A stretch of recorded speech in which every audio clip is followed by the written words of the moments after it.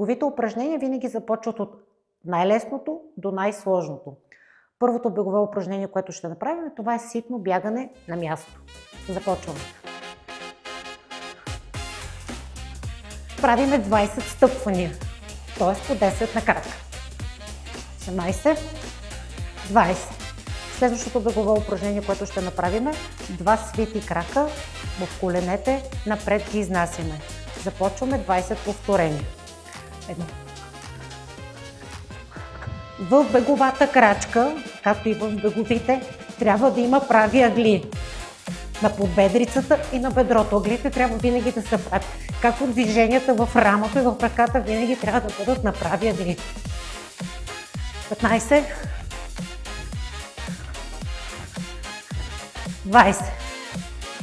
Следващото бегово упражнение, което ще ви покажем, ще бъде малко по-сложна комбинация, в която единия крак да бъде свит, а другия да бъде прав. Започваме 10 бройки с свит прав крак, десния прав. Готови? Започваме. Свит, прав. 2, 3, 4, 5, 6. Ръката може да следва пръстите. 9, 10. Може да отдъхнете 10 секунди и тогава да смениме краката. Дишането е изключително важно.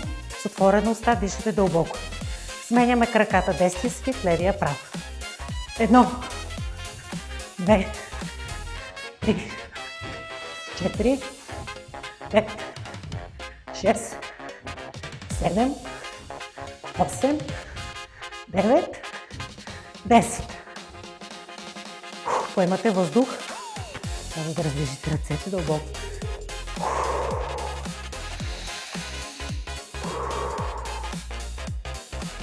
Така. Правим още 2 упражнения, за да загреем хубаво. Следващото упражнение е разножка напред. 20 стъпвания. 2, 4, 6, 7, 9, 10, 20.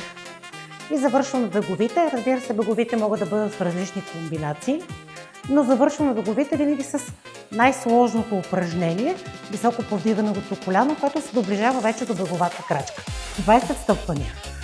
1, 2, 3, 4, 5, 7, 8, 9, 10. Сега ще загряхме много добре, нали? Готови ли сме за основната част от тренировката? Така е, аз се чувствам готова да продължим напред.